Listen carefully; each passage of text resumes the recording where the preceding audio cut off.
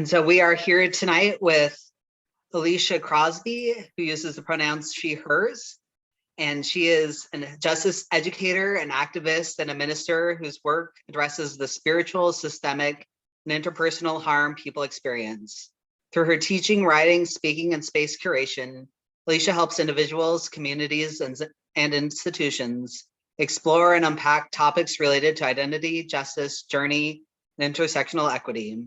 This native New Yorker channels her creativity into her writing, speaking, and work with nonprofits, educational institutions, corporate entities, faith spaces, and communities around the US. And I realized I also didn't introduce myself. So I'm Zeb Treelor. I'm the campus minister for the Episcopal Campus Ministries and the priest over at St. John's Episcopal Church. And we're just so excited to have Alicia here tonight. Welcome, Alicia. Thank you. I see a familiar face. Hi, Dr. Fenchuk. So I am so incredibly excited and honored to be here with y'all tonight. I'm mildly nervous, and the reason being is because I want to say something worth saying. There are lots of folks like who will show up to places and they'll talk about things that they're experts in, and they say things. It's just like a lot of words get put out there, but they don't necessarily like land or mean a whole lot to the people who are here. But y'all are here to talk about something that's really near and dear to my heart. And so I'm just very grateful. Again, mildly nervous, but also super pumped. So as Reverend Zeb shared, I'm Alicia, user she, her pronouns. Something else that was really important for me to name in this space tonight is that I am a fiance who will become a wife next weekend to an incredible woman. Her name is Alexis. She's currently sitting downstairs watching something on TV. But part of the reason it's important for me to name this was actually just a couple of things. One, because loving her, but more importantly, coming to love myself as a queer person is a part of my journey around reckoning with my own degrees of religious violence and the trauma that it left me with. And as sort of an act of reclamation, we're also getting married during Holy Week, which feels super cool, because my faith is something that I refuse to let go. Like, it's just, everyone's journey is different, but for a number of reasons, some of which I may get into tonight. We'll see where this thought goes. Reclaiming the spiritual, holding fast to the religion of my formation, and quite frankly, at some point that I chose, that was important enough for me to not only do the work of reckoning for myself, but do some reckoning work within like the realm of Christianity to call people into account for the harm that they perpetuate. So all that being said, let's go. So before I get into like definitions of things, it makes sense for me to talk about the things that we feel before words, because oftentimes when it comes to religious trauma or violence, we feel something is wrong before we have the language to describe those wrong things. So I remember, actually, there are a number of things that I remember pretty distinctly. I'll take you to two different memories. One happening in my 20s, and then one happening even further back in childhood. So the memory in my 20s that I will share with you happens when I'm working at a megachurch back in New York. So I got out of college, not much older than some of y'all on the call tonight.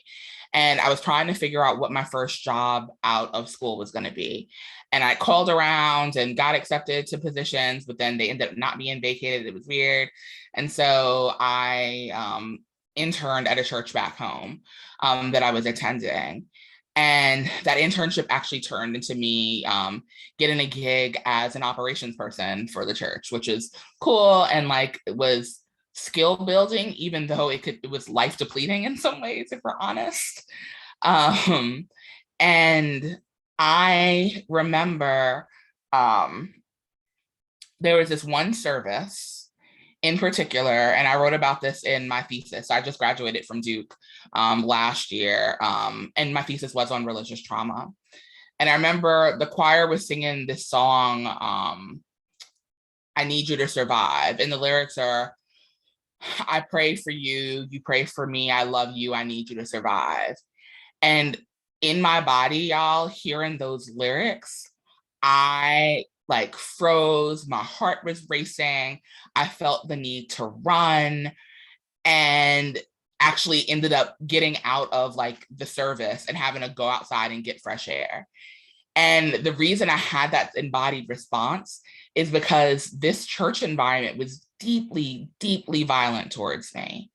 There were ways that in that moment in my body where I felt that like fear response, that trauma response, it was validated by the fact that I was having fights with people about whether or not I could go to the doctor if it conflicted with a service time.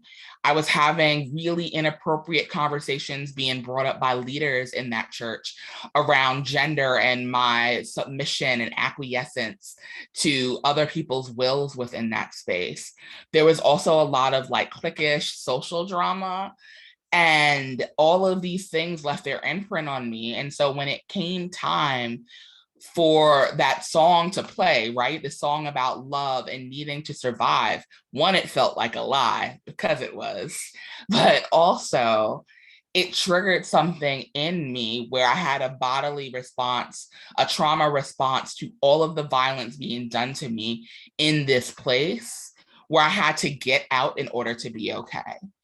And shortly thereafter, shortly after having that embodied response, I actually did break away from that church. I was able to leave the church as a parishioner, but also as a worker. Like I quit my job. It felt very liberating.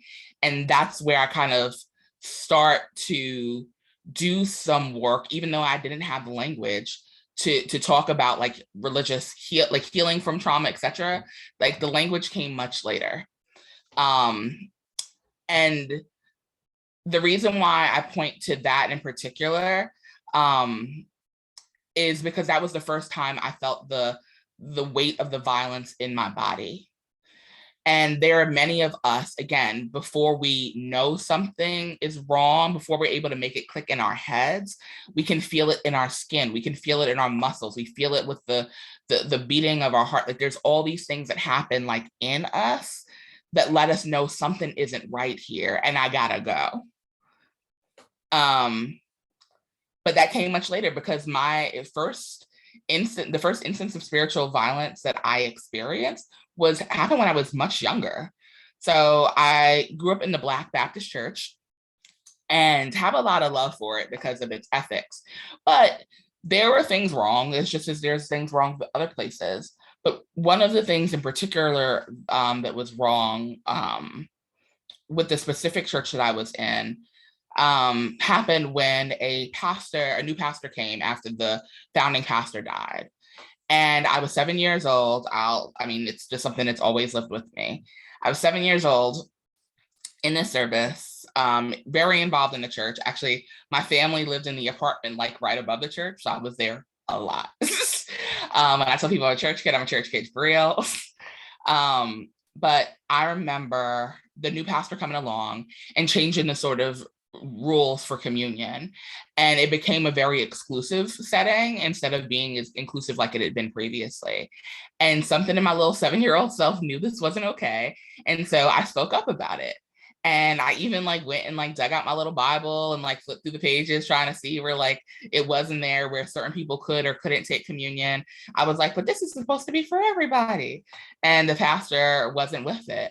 And the first direct, I think, violence that I remember experiencing was not only the pastor ignoring me as a child, right? Because religious violence happens with people through their identities. So, like, you know, ageism is a thing, and the way that people ignore children is real in a number of settings, but that also includes religious settings.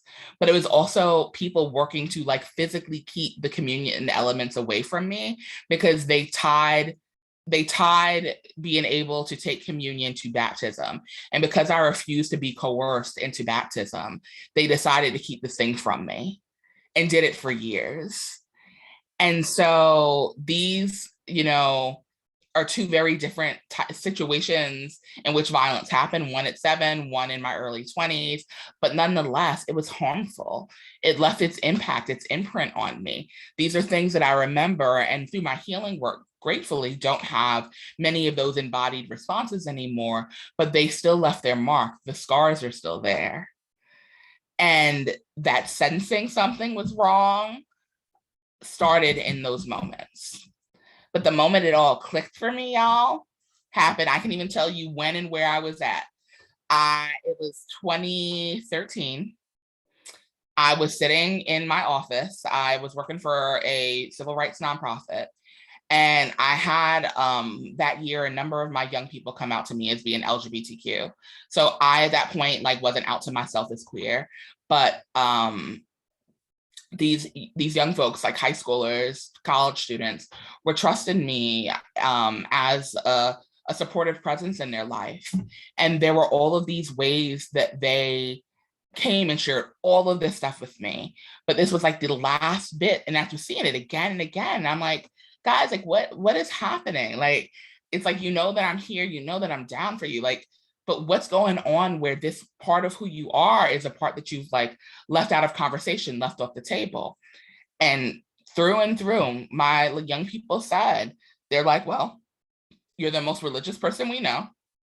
And we were afraid that you were going to abandon us. And I was heartbroken. And heartbroken, one, because they believed it to be true of me, but they believed it to be true of me because there were other supportive presences in their lives who did abandon them relationally, who did not show up for them, who made fun of them and ridiculed them. And so the security in those relationships was pulled out from underneath their feet.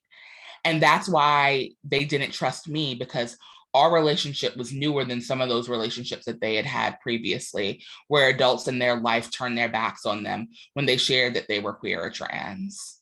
And if these people were marginally religious and they read me as being very religious, right? Like according to them, I get why they didn't want to say anything. And it put me in this position. So I remember sitting in that office in the chair, like at this desk, staring at like my computer, like with some image or another up. And I'm like, this is wrong. This is not just wrong. Like there's pain there. This isn't just pain, this is violence. This is religious violence. And 2013 is the moment where it came together, because the abandonment is a form of violence. Neglect is a form of violence. Like, you know, when we ridicule people, it is violent, it is harmful, it is hurtful, it is painful. It changes people's sense of self, their sense of others, and even their sense of the divine and God. And so in my head, it clicked. I'm like, this is violence, and we need to call things what they are. And so that's where my journey with all of this began. And so I went to school. I'm like, I'm going to study this. So I've been studying this since 2014, both in my master's programs, because I was foolish enough to go to school 2 more times. And I just got out last year from the last program. But like, that's how I end up in this place, through these experiences of violence that I experienced, but finding language and connecting the dots to address the harm that my babies were going through. And like, they're not babies anymore. They're like in their mid-20s. It's weird to me still, like people grow, it's like, what? But I will forever be grateful for them being brave enough to be honest enough to be vulnerable enough to have shared their fear and their insecurity, and trusting me just enough to say, this is why this was left off the table, because it pushed me into a place of reckoning within myself, for myself, but also for them, because sometimes we are more willing to address things when they impact others than when they impact us directly. And so now that I've shared all of that anecdotal funness, I'll get into defining some terms. And the reason why language and languaging are important is because you can't like root anything out. You can't deal with anything if you don't have a way to call something by its name. And so defining religious violence, this is how I've come for it. Different folks have different ways of getting at this, but my definition is religious violence is a broad, complex term that speaks to the spiritual, physical, emotional, psychological, or material harm people experience through, because of, or within religion. So spirits, bodies, feelings, like through your mind, and also material harm. It's not just that like stuff goes awry, like in this sort of like amorphous way. Like, no, like some people lose their jobs because they are queer. They lose their housing. There's a material reality to this, like this violence that's done to them, but it happens through religion, because of religion, or within a religious context. But that's a lot of things that are covered by that. And oh gosh, like it's a lot. Like my former therapist and I would talk about this like after sessions sometimes, just like how like I have a theory and she agreed with my theory that religious violence is probably the most widespread, pervasive form of violence that nobody talks about, because we are so swimming in it that like it's just like, what do we even do? Like, well, how do we even begin to address this? And for me, like doing my thesis work, it was honestly coming up with some words to break it down, to make it a little less big. And so I break things down, or I've broken things down into 3 types of violence. Microviolence, right? So I define that as being like one-on-one or interpersonal occurrences of violence. Mesoviolence, so like mid-level, which deals with systems, policies, practices, or like between groups of people, or like macro violence. So we're thinking like large scale violence that happens between sects of people. So to give an example of some forms of religious microviolence, this is one of my favorites because I hate it. Praying for people without consent. So folks are just like, let me pray for you. I'm going to pray for you. Did you ask people if you could pray for them, if you could pray with them? It's something that's so not a part of people's consciousness that they just do it. And like so many people in the world have complicated relationships to prayer, if prayer is of value to them at all. And so just a simple check-in like, hey, prayer is a thing that I believe in. Are you open to me doing this with or for you?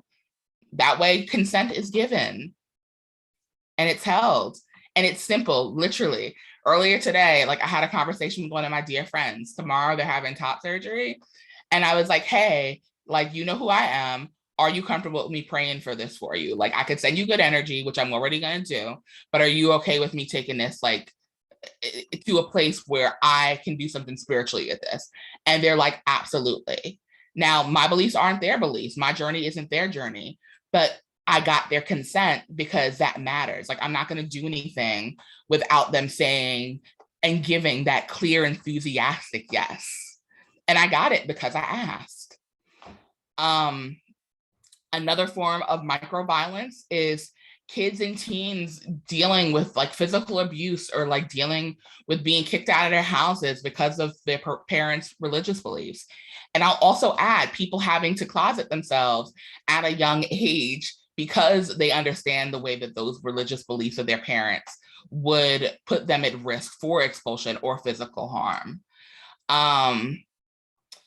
Another one is the conversational use of Bible verses, or like religious speech to minimize, dismiss, or bypass harm. So those are some examples of microviolence. And that's, again, interpersonal one-to-one type occurrences. But then you step it up, like think of stair steps. Then we deal with mesoviolence, which is that mid-level systemic policy practice violence. Conversion therapy goes in this box for me.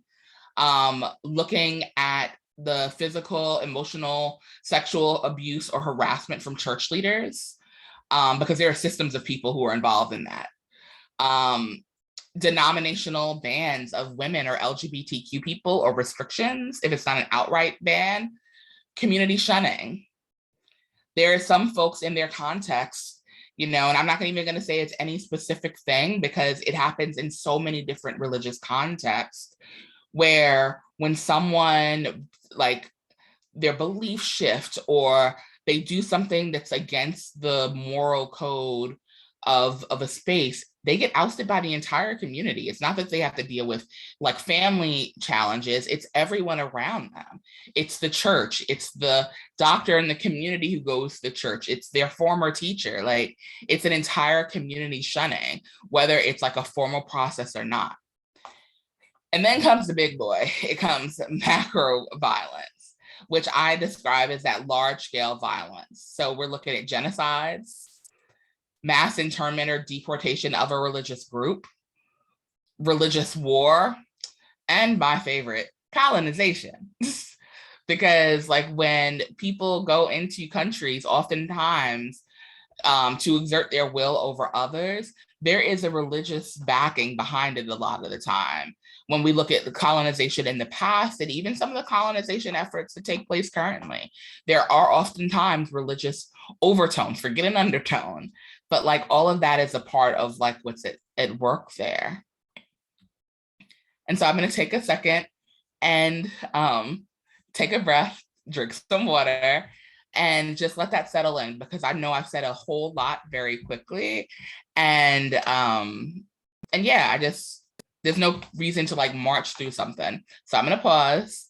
If there are any questions that are coming up for you so far, feel free to drop them in the chat, and we'll keep going in 1 second.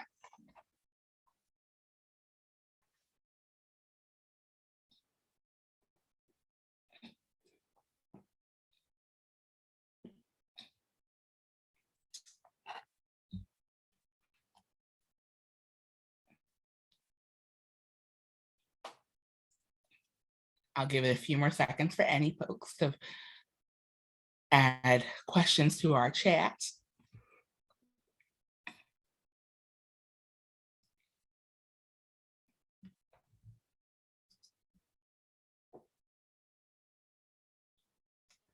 Oh, I've got some help, some notes that this categorization is helpful. Thank you for that. All right, so let's keep going, shall we? So I've talked about violence, but it makes sense to talk about religious abuse, because where abuse comes into play, this is where we bring up the questions of power. So the distinction between religious violence and religious abuse is that exercise of the power. And I define religious abuse as requiring an intentional exercise of weaponized power over and against another person. So sometimes the power is had, like someone has more power in a position than another person, and they utilize that power over. But sometimes it's like a power used against them. These people they have the same amount of power, like socially, but that power is wielded against another person. And it's important for me to make the distinction between violence and abuse, in part because sometimes when folks are religiously violent, it's not intentional. It's not an intentional exercise of power. It's just not. And I think that sometimes because we don't make these distinctions for a number of different reasons, including the fact that this is a newer conversation that people are having, like more like publicly, we forget about power and how it works. Some folks aren't aware of how power works because specifically the way that power functions in their context is to make people think that power doesn't exist, that we are all one. It's like, no, we're not all one. There's really a hierarchy here. But like the dishonesty of the place is stopping people from like tapping into, cueing into that, because it's part of how that power at the top reasserts itself. So in defining religious trauma, it gets a little bit more tricky, honestly. It's kind of like nailing Jello to a wall in that,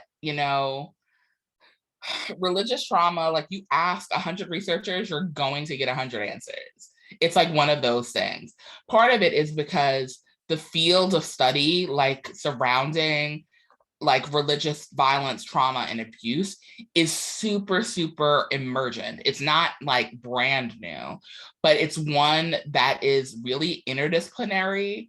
It's something that people are studying in all these different ways, including one of the guests that we have on this call tonight, Dr. Michelle Panchuk, who's one of my like dearest conversation partners when it comes to looking at religious trauma.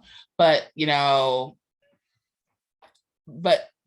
I'll call Michelle because that's who she is to me. Michelle is a philosopher, right? Like philosophically is like where she's getting at things.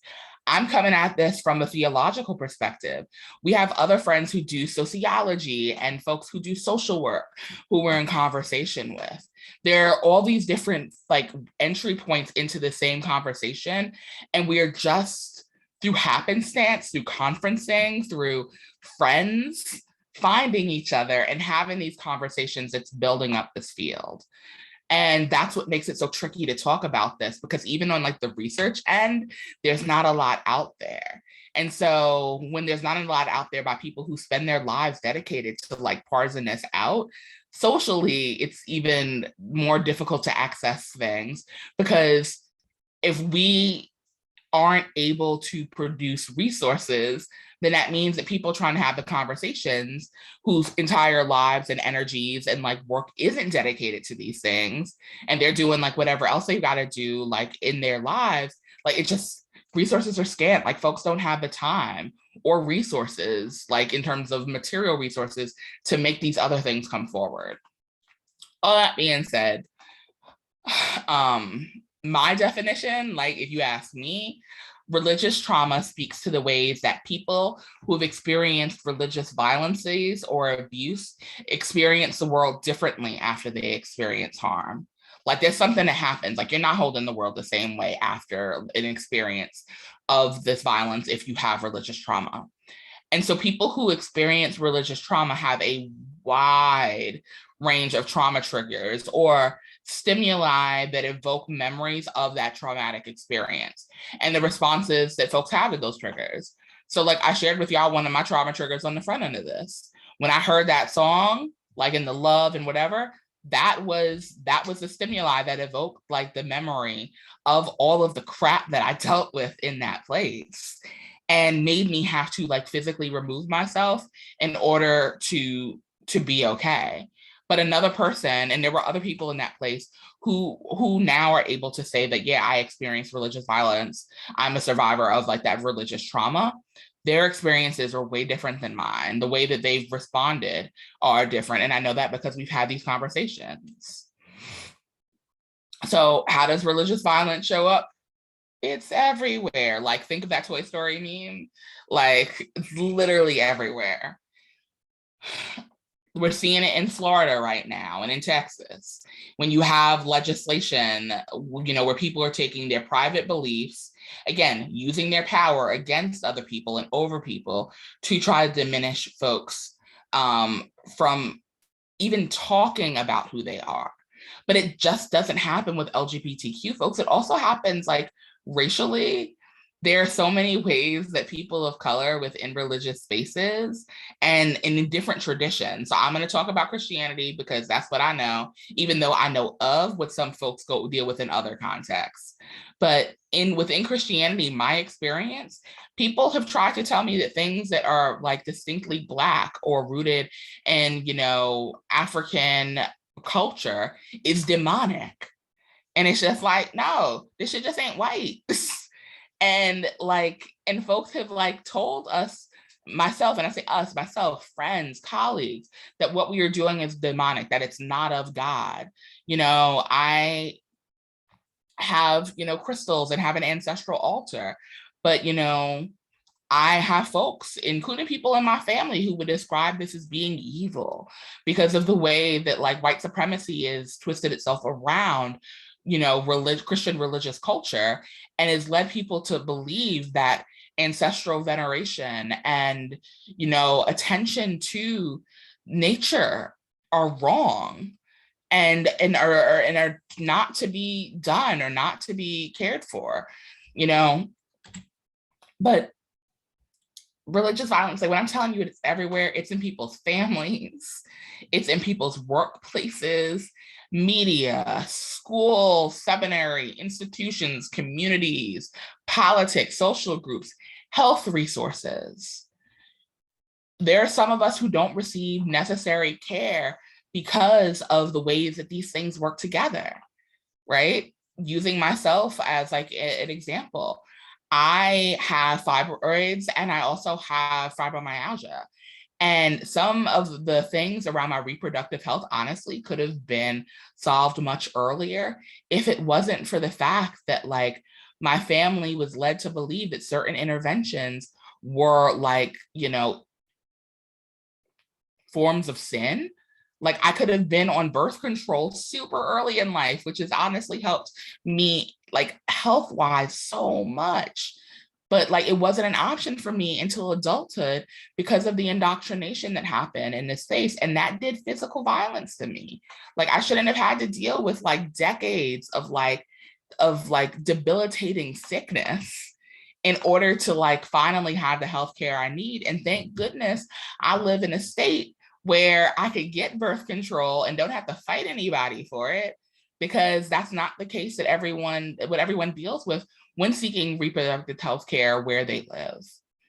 But I've shared those kind of sites, but this happens also through subjugation, suppression, violation, gaslighting, bypassing, manipulation, adherence to respectability culture, assimilation, absorption, coercion, oppression, and control.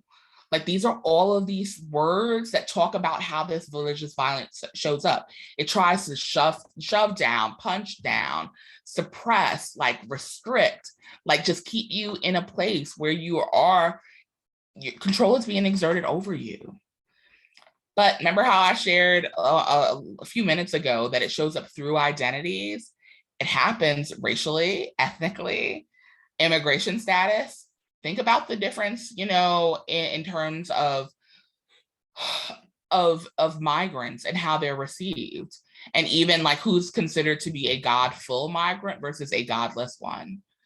There are conversations right now we're having around like this war that's happening in Ukraine, which like very rightly people in the world are speaking out against the war, but there's an embrace of immigrants and refugees and asylees that will happen when folks come from Eurocentric countries. But when they come from other countries in the world, regardless of those countries being quote unquote Christian too, it's a completely different conversation. But it's because of how race, ethnicity, and immigration play together with religion in our context. Disability is another one, as is neurodivergence, gender, sexuality, class, ethics, belief, spirituality, politics, even our commitment to justice. Like, it happens like through the vehicle, like through these groups of people, happens in these ways, but it gets acted out against our identities. And I say "are" because, I know for myself and for others on this call, potentially, we've experienced it happening, like religious violence showing up in our lives in different ways. So again, if it's everywhere, why don't we talk on it more? Well, that field, emergent, is complicated. Also, there are people out here, including therapists, who have their own tricky navigation around religious violence, where some folks haven't even admitted to themselves, like, this is the thing that harmed me. Like they haven't been in a place where they've had that confrontation, like with the hurt in their lives, enough to be able to be like, oh no, this was violent, and I am now living into the world differently because of how this violence affected me. And I say that because I've been in rooms of therapists doing training, and I've asked, it's like, okay, so who here has actually had that moment of reckoning, that confrontation, that meeting of their former selves and their present selves, and being like, I see that you went through some stuff and it changed you. And very few people could say that they've done that. But as these resources are being developed, it makes sense why it's hard to get there. But part of the reason that it's hard to get there, and quite frankly, why it's challenging for people, even when they do have the tools to talk about it, is that religion's relationship to meaning making, how we make sense of the world, makes folks afraid to talk for fear of social, spiritual, or relational consequences. People don't want to lose their jobs. They don't want to lose their family or their friends. I mean, look, sometimes people can gain a modicum, just like an itty bitty bit of progression in their lives, or just, you know, just some things change where like they have to go about living into the world different ethically. And their people are ready to like abandon them for it. Because again, abandonment is violence. And so we're drawn to the close of where I'm going to talk and where we keep recording. But before we do, I want to name the impact of religious violence and the impact, the reality, the shifting, the way that we hold the world differently means that many of us wrestle with loneliness, grief, and shame. The reason it takes some of us so long to speak up is because we think we're the only ones. We're not. We're ashamed that we let things get this far. We grieve. Like, you know, there's trust in people that's gone and you don't know how to get it back.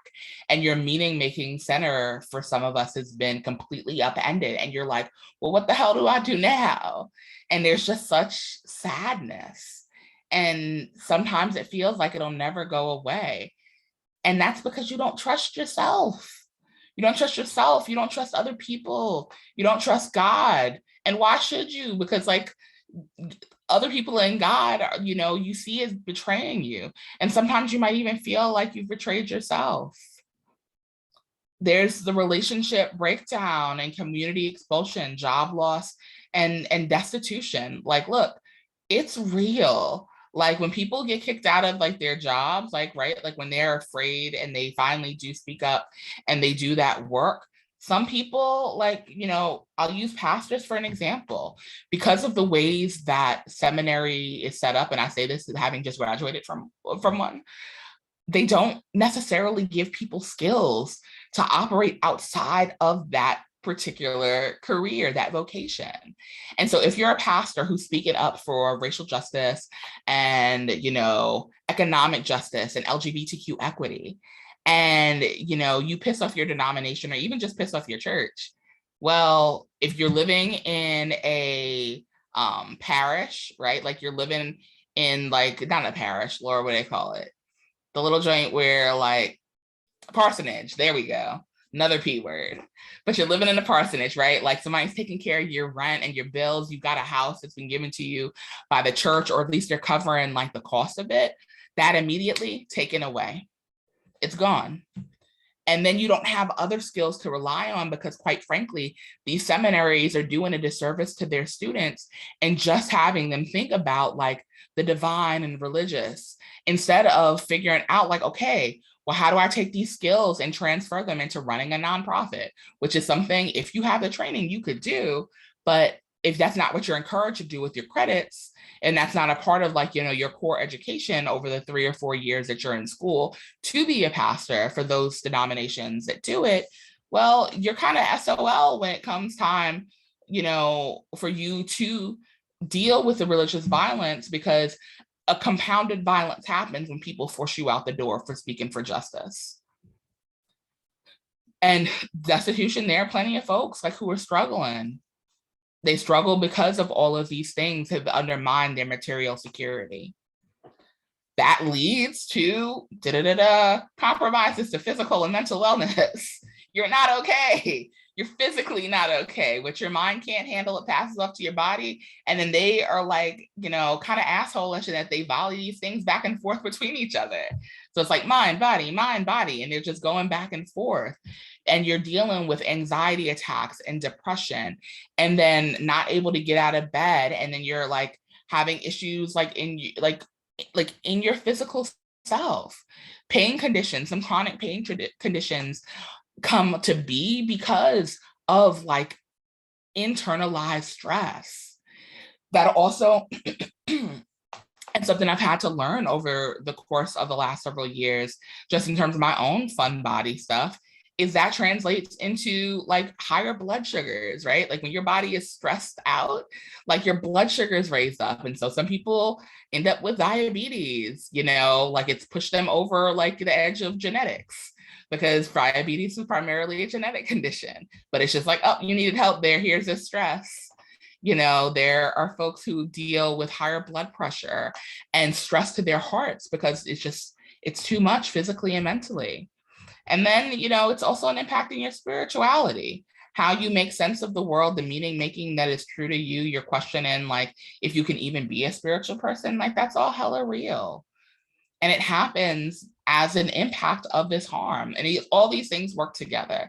They're not linear. One doesn't just happen and others don't. Like everyone's story is different. It shows up in our lives, in ourselves differently.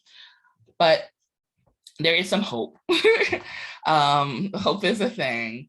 And it's because there are ways that we can address the harm that's happened, but also like cultivate space for relief, repair, and healing. And so a couple of like kind of, you know, quick, but they're not quick at all. All this stuff like involves process because I'm like a fan of it.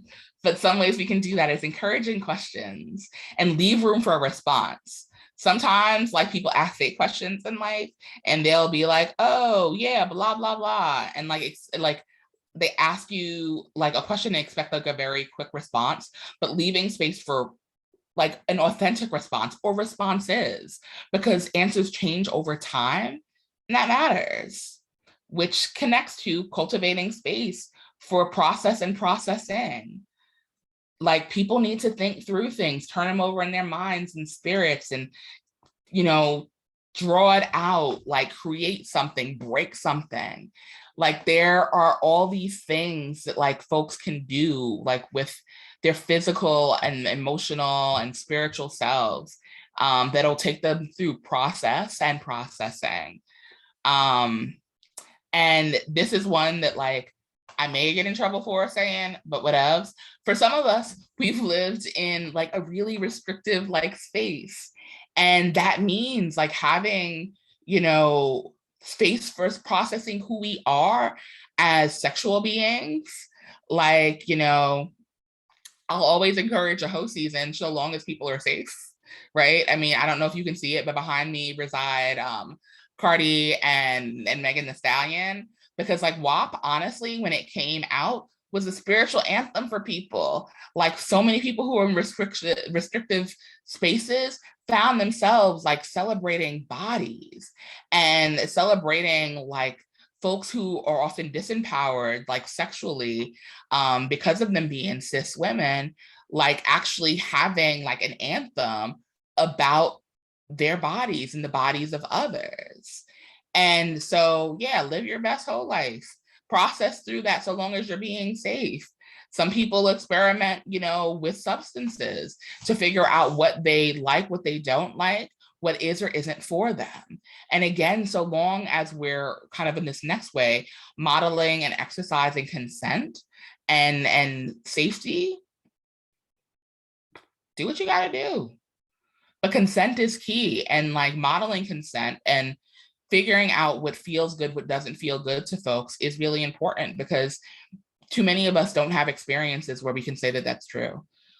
Because of the sort of restrictive environments that we lived in, just things weren't permissible. And so consent was never asked of us.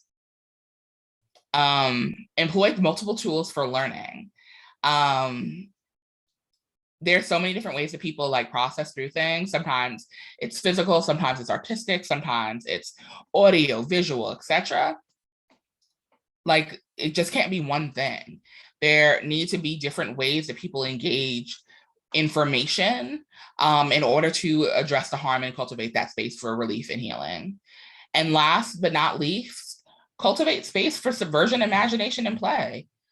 Like, we need to get under systems, break it up. Like what the status quo is can be done away with.